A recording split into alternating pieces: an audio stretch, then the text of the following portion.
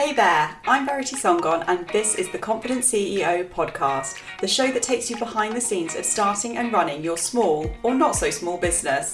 We will cut through the misinformation and bad advice about starting and running a business and give you actionable tips and advice that you can implement to grow, scale and achieve your business goals. Let's dive in. Hello there and welcome back to another episode of the Confident CEO podcast. So in this episode, I want to talk about contracts and business contracts. And before you switch off and you think, oh my God, Verity, that sounds so boring. I promise you, if you are some kind of service-based business, this episode is going to resonate with you somehow, on some level or another. And before we go any further, I do want to obviously throw in the disclaimer that this is not legal advice. This is not any kind of advice which is, take any of this as the God's honest truth. This is just my observations on contracts and some tips and pointers of things you might want to look at there. And obviously, if you are drawing up your own contracts, I would suggest you get proper advice that's relevant to the services that you provide and your niche and your business needs and all that kind of thing. But I do think that there is a general discussion that needs to be had around contracts when it comes to particularly service-based businesses.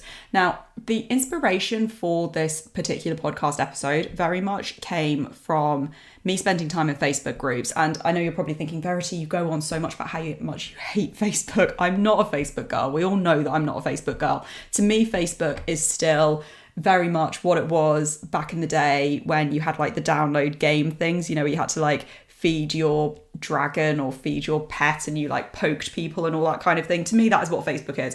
I'm just not a massive fan of Facebook anymore. But regardless, I mean, if it stayed the same, I'd still be irritated at it probably. But Facebook's just not the platform for me. However, on saying that, I am in quite a few Facebook groups, which I do check a few times a week, just because I know that they are where my target audience are. There are people who listen to my podcast who hang out in the Facebook groups that I'm part of. And so even though I might not like the platform, there is a value for me hanging out there, even just a few times a week. So that aside, but what I've started noticing a lot in various Facebook groups are contract related questions, or not directly around contracts, but issues coming up that I feel that if people had appropriate contracts in place, then they could almost avoid these issues. So for example, ones when questions come up around payment, somebody hasn't paid me, or they're saying that they don't have to pay me just yet, these kinds of things. Or I've got a client who's asking me if I can add this service on and I don't want to do it, or the client is now trying to say that I need to charge less, or whatever it is. And 9 times out of 10 with a lot of these questions, what most people write back, and one of the first things that comes up is, well, do you have a contract? What does your contract say? And a lot of the time people will turn around and say that, the person who wrote the post in the first place will say, well, I don't have a contract. And then I just kind of sit there and smack my face and I think, oh my gosh, why? Because, contracts really, really save you in the point of view that they set out exactly what you're offering as a service, and therefore what the individual who you're offering the service to can expect from your service. And right at the beginning, if you put that out there, it's in writing, quite literally in black and white, you both sign it, then you both know exactly what you're working towards. And for example, I always have in my contracts for my podcast monthly management, my podcast launches, any coaching that I do, I actually have a clause as well within my contract saying that if any changes are going to be made to the contract, the changes need to be requested in writing and both parties need to agree in writing to those changes before they can go forward. And the reason I do that is to protect myself, it's to protect my business, and it's also to protect my client, because then everybody just knows exactly what is what is expected of them. And again, one of the biggest things that I've noticed, and I've experienced this myself as well, but one of the biggest things that I've noticed in these Facebook groups when talking about contracts, I would say about 9 times out of 10, it comes back to the conversation of money and being paid. Now, at the end of the day, we know how ridiculously important it is to get paid for your services because, you're a business and a lot of people, you're either a small agency or there's just one of you, whatever, but kind of regardless of the size of your business, you need to make money. You need to have that income. Otherwise, how are you going to pay yourself and pay your wages and all the rest of it? And so often I see people saying things like, I've got a late payment, or I've got a client who's refusing to pay. I've seen that quite a few times actually. Or I've got a client quibbling about, when they pay me and what have you. And again, it comes back to what is written in your contract. So does the contract have payment terms, for example? So once you have sent the once you've sent the invoice, does your contract state that payment has to be made in a certain time period, i.e. 10 days or 30 days or whatever? And then what happens if that doesn't happen? So if your client doesn't pay within that time frame, what is the penalty? Is there a penalty? Do you add a certain percentage on as a late fee? Do you send them additional, an additional invoice? Do you cease all services until payment is made? I'm not telling you that any of these are right or wrong. I'm just giving examples here. I really, really need to stress that because I'm kind of guessing as well that, actually I know this, that when you're adding on late fees, I believe there's different regulations and different laws that actually affect how you add on late fees depending where you are listening. So as I said, I really want to stress, none of this is legal advice, but it's the point that what is written in your contracts. If you don't have anything written in your contract, then you're going to find it quite difficult to start, pushing forward and almost not arguing, but creating that case with your client when you're trying to stand up for yourself and saying, well, I'm not going to do any work until you pay me, for example. Well, if your contract doesn't say that, then actually you could be accused of not fulfilling your end of the bargain, I'm supposing. So what you want to do what I do whenever I'm creating contracts is, and I know this sounds really, really awful, and I think this is my background in healthcare compliance showing through here, but I always think, once I've written down my services, what I'm offering, what I'm expecting of my client, because I do actually include in my contracts as well what is expected of a client. So for example, in my my monthly management packages for podcasting, even though I say that I create graphics and sound bites, that is part of one of my monthly packages, I do make it quite clear that I'm not a social media manager. So I'm not writing captions, I'm not scheduling that content. I am literally just creating the graphics and the sound bites, and then I'm handing over to the client for the client to sort that out. And I make it clear in the contract that that is the client's responsibility to then do something with those graphics and with that soundbite, and that the actual ongoing promotion is not down to me, if that makes sense. Because I think it's really important to outline exactly what is expected of both you and your client there. But my next thing to do is actually kind of think to myself, what are the worst case scenarios that could happen here? And I make sure that I have then got essentially steps and things, for want of a better word, in place in case any of those eventualities were to occur. Now, I know that we don't want to think of worst case scenarios. We don't want to think that anything bad will happen to the contract, because we know we tend to go into services and offering our services with the best of intentions, and the majority of the time clients go into having services or using your services with the best of intentions as well. But you need to think of eventualities. So what are you going to do if your client doesn't pay? What is that going to look like? What is that process? And you might be thinking, wow, Verity, all of a sudden my contract's going to be really lengthy. But then what you can do is you can have standard operating procedures, your policies and procedures, and maybe that's actually a separate episode that we kind of dive into. Policy development, I could go on. I did an entire MSc on policy development. I could go on about that for hours. So actually maybe that is something that we need to dive into as a separate. Let me know if you think that'd be a useful episode for you.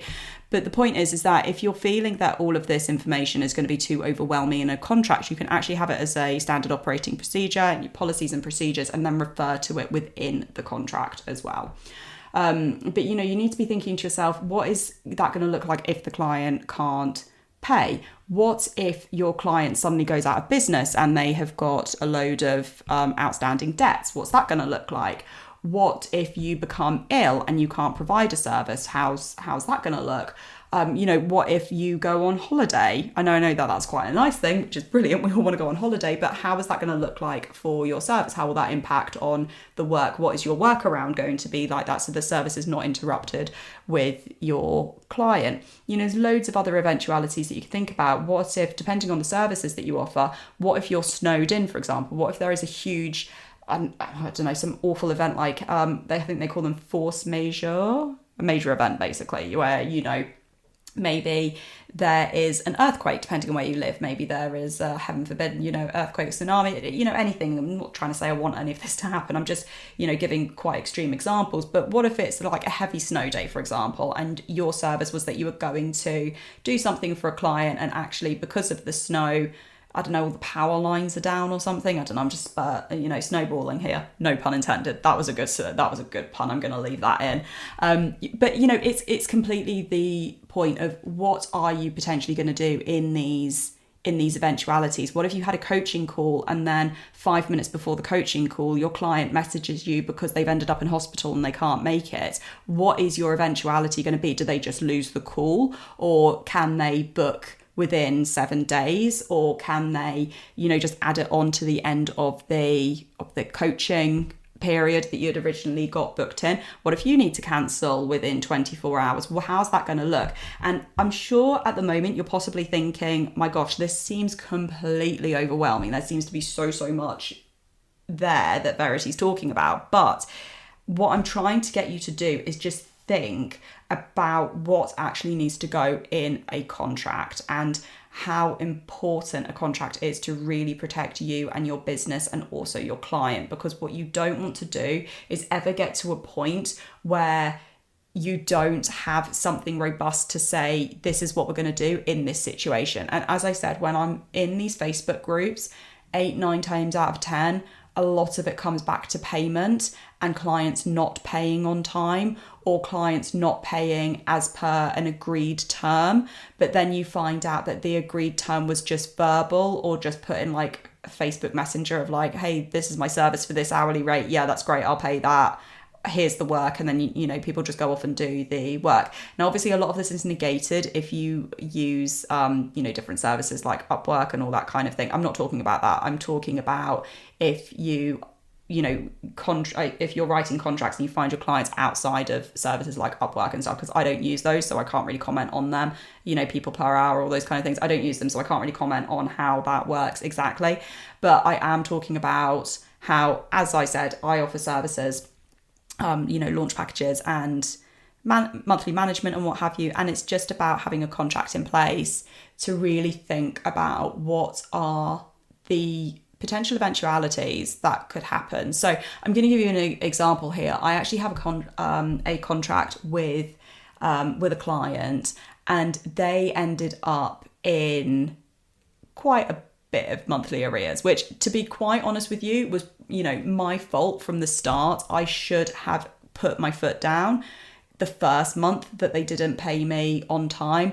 But there's a friendship relationship there as well as the business relationship. So do you know what? There was a lot of journaling that went on, and that a lot of reflection. We all know that I'm happy with, I love my reflective activities and what have you. But there was reflection that went into that as to how I can prevent that happening again. But kind of regardless, how it played out was they owed me money. I continued to do work for them. The money that they owed me kept adding up and up and up. And eventually I just turned around and I said, look, I'm actually enforcing my contract at this point. The contract stated, or still does state, in fact, all my contracts state that if payment is not made within, I have a 10-day payment window. So from when the invoice is issued, clients have got 10 days in which to pay me any monies owed.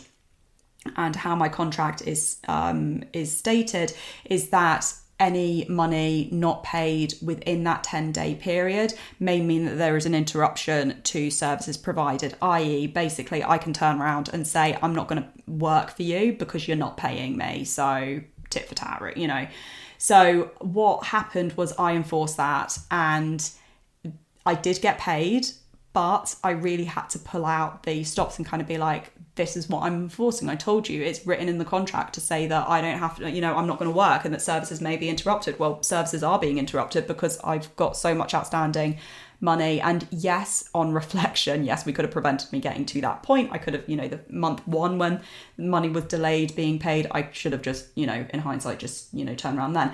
But the point is that I did actually have it in a contract that said, and I was then protected. So then they couldn't turn around and be like, oh, but you didn't uphold your end of the contract. You've stopped working. As I said, it was in the contract that both parties signed, both me and them have signed, to say that work would be, or services would be interrupted if payment was delayed or not made within the allotted window there. So, as I said, I really need to stress none of this is legal advice. I don't want anyone to take any of this as legal advice, but I think it raises some really, really important points. I think it's really easy to think this will never happen to me. I will never be in that situation. However, never say never is what they always say. And what I would really, really recommend is if you don't have contracts for your services within your business, is get some contracts in place. And if you do have contracts in place, if you've just done a bit of a copy and paste from the internet, or if you've just done a bit of a random copy and paste from somebody else who had a contract and it looked really good because there were lots of words in it and jargon, is just go through it and make sure that it is really relevant to your business.